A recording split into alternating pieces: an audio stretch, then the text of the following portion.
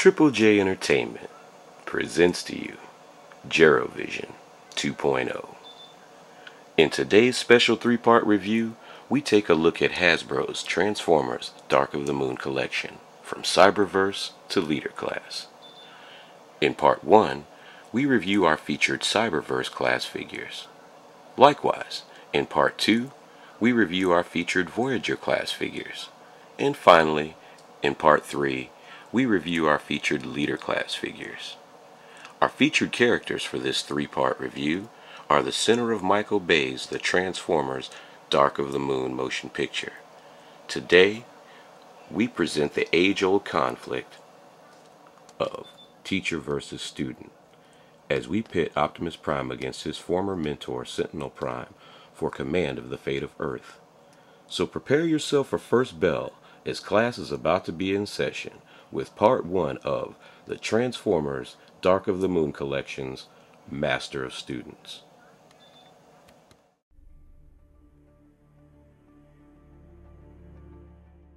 I've got to find Sentinel Prime and put an end to his madness.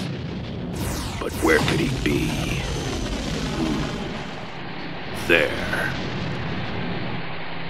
Sentinel Prime, pull over. We need to talk. Stay out of my way, Optimus. This must be done. No. You must abandon this course of action, or I'll have to use force. Stand down. So, you think you can stop me? Very well, Optimus. We will see who shall lead the Autobots from this day forward.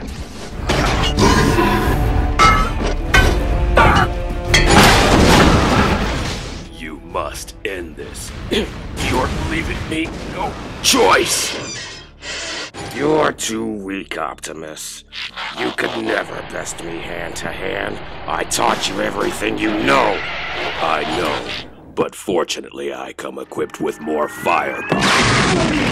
You're hereby relieved of duty. We have displayed here our featured Cyberverse figures in our previous video presentation. We start here with the Sentinel Prime. I'm going to zoom in here, and I'm going to start down by his legs. And we can see here by this video that his detail is incredible. Very, very beautiful detail, particularly for his size in being a Cyberverse Commander. I was very, very impressed once I opened these figures up. I could not believe the level of detail that was put into them. They also have very, very decent articulation. As you can see through the video, they have multiple display options and posability as we look at the detail here between his shield and his blade. Now, we used 3 different variants of Optimus Prime during the filming of this video, and we're going to start with the first one, which is the Preview Prime. We're going to start with his legs. All 3 of these Primes, by the way, share the exact same mold, just slightly different paint apps. This was the movie preview version that featured his jetpack and hand cannons.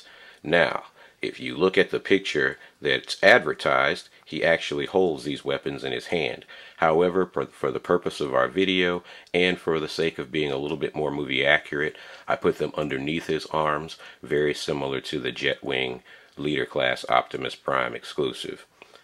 So, as we're pan over a little bit, we're going to skip the big guy here in the middle for a moment, and we're going to pan over to the Battle Steel Optimus Prime.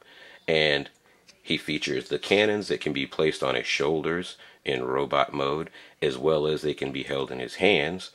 And he also has the battle blades featured with generally the Leader Class version Optimus Prime. I thought it was very, very nice that they actually came out with a variant that gave you the option of the Buster Cannons and or the blades.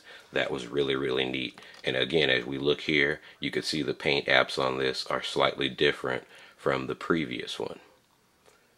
And then finally, we have featured here the Battle Platform Optimus Prime. Now, in our video, I just used it merely as the battle platform. I thought that had a greater effect, particularly since this figure is somewhat limited when it comes to its articulation.